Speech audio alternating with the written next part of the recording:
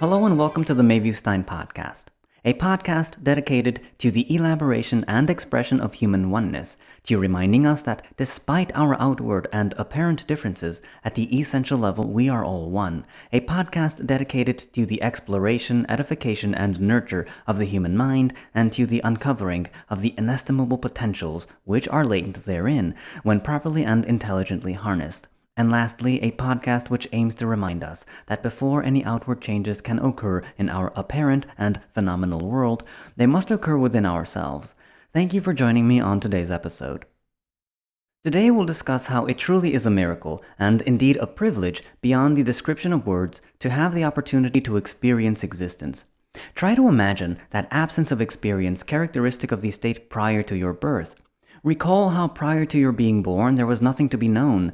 No sorrow, no pleasure, no sound, no color, nothing at all, nothing whatsoever. Now contrast that to what you are experiencing now, the sound of these words, the feeling of having a body, of existing in a world, of knowing music, of knowing color, of knowing the sound of the birds as they chirp, of knowing indeed everything you know, of experiencing everything you experience.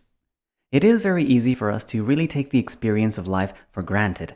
We simply forget what a miracle it is that we are having the experience of life, that we are having experience as such. What do we do instead? Well, we find this or that to complain about. We allow ourselves to be bothered by either this, that, or the other. And because we allow ourselves to be bothered, we miss the absolute privilege that it is to even be alive at all. We're petty. We don't appreciate what we have. We don't appreciate that we have life, the life without which we'd literally be nothing. Nothing whatsoever. We're lucky. We're lucky to even be alive in the first place. It could have easily been otherwise. Long aeons ago, in the remotest reaches of pre-human history, some very early primitive hominid might have been inclined to make a left turn rather than a right turn, thereby changing the whole course of history by never encountering the right mating partner which ultimately led to you. The only reason why you are even present, here and now, is because a very long sequence of events throughout the course of the history of cosmic evolution occurred in precisely the necessary way that allowed you to have the privilege to be here at all. Imagine some sort of primordial insect flying into some cave in which was sleeping your great primitive ancestor, stinging him and thereby killing him. The whole ancestral chain which connects you to that hominid killed in that cave by that insect is destroyed, and you're not here to hear these words. Think about just how easily it could have been the case that you'd not be here, right now. All it could have taken is a tiny little insect buzzing around. But you're here, you're alive. Somehow the course of cosmic history played itself out in precisely the way which allowed you to be here, right now.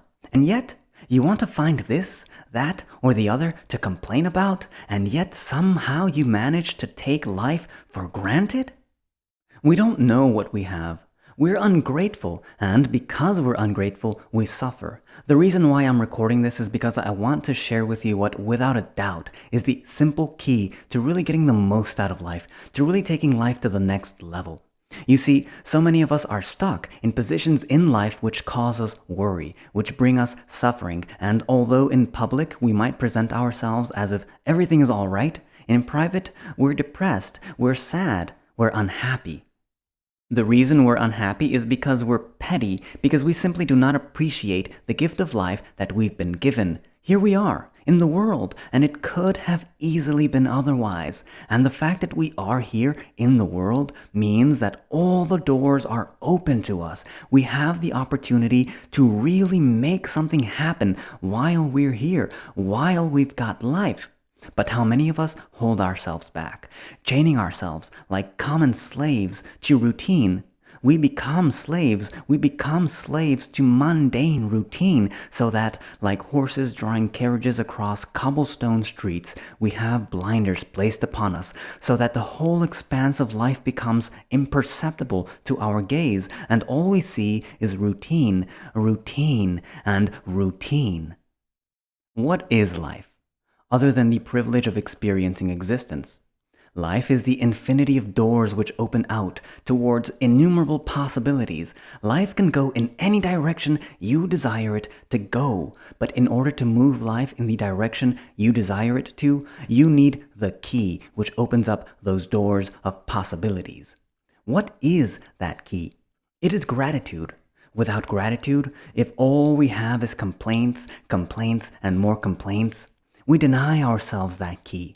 And when we deny ourselves that key, what happens? We live a life with blinders on, unaware of all the possibilities, never opening any of those doors, and our lives therefore go nowhere. The possibilities are endless for us, but without that key, we've got no possibilities at all.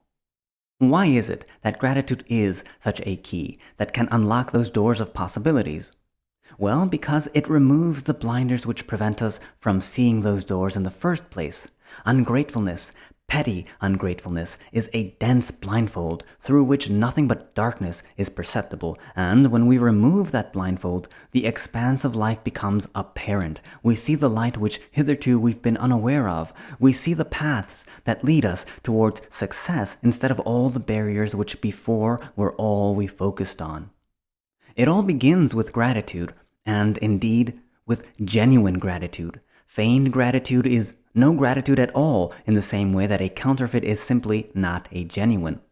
Genuine gratitude for simply being alive, for having the ineffable privilege of existence, is the key that unlocks the doors of possibilities, the key without which only dead ends are available. Seneca, the 1st century AD Roman philosopher, reminded us that, quote, "It is not that we have a short time to live, but that we waste a lot of it," close quote. We waste a lot of time complaining rather than making moves towards our advancement, crying about our problems rather than actively solving them.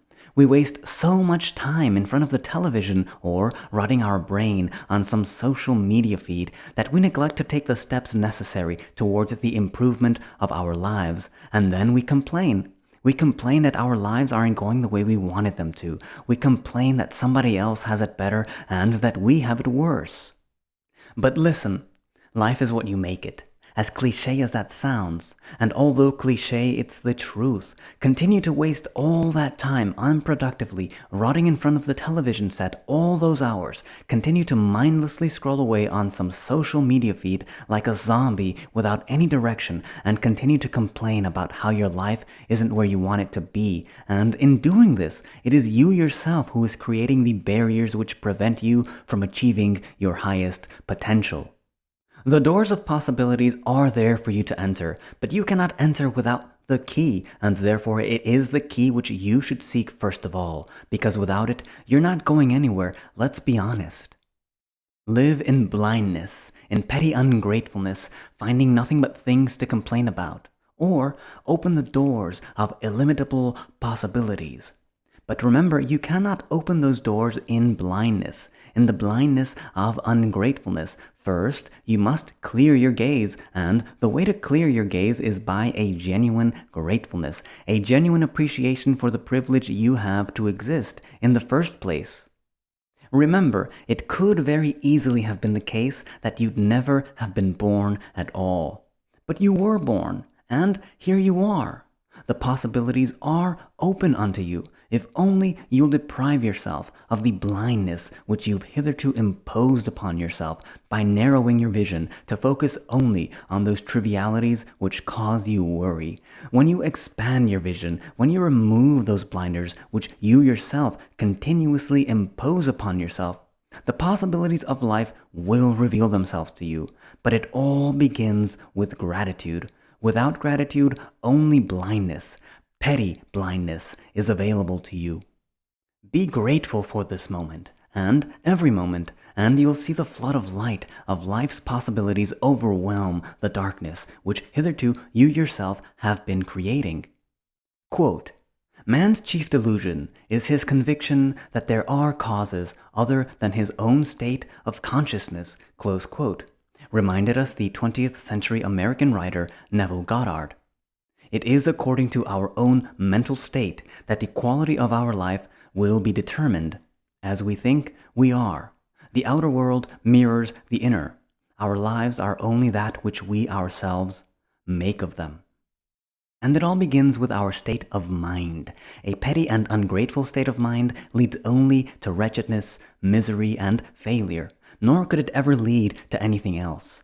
A grateful state of mind, however, in which we appreciate the very gift of life itself, taking not a single moment for granted, opens up those doors, the doors of possibilities, and where once we were confined, now we're free to be who we were meant to be, and as Ralph Waldo Emerson said, quote, "To be yourself in a world that is constantly trying to make you something else is the greatest accomplishment," close quote.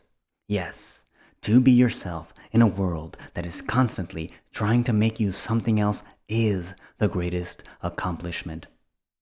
Begin with gratitude and watch those doors which hitherto were locked up and altogether imperceptible to you fly open towards the endlessness of possibility. My name is Felipe Mayviewstein, and thank you for joining me on this episode of the Mayviewstein Podcast.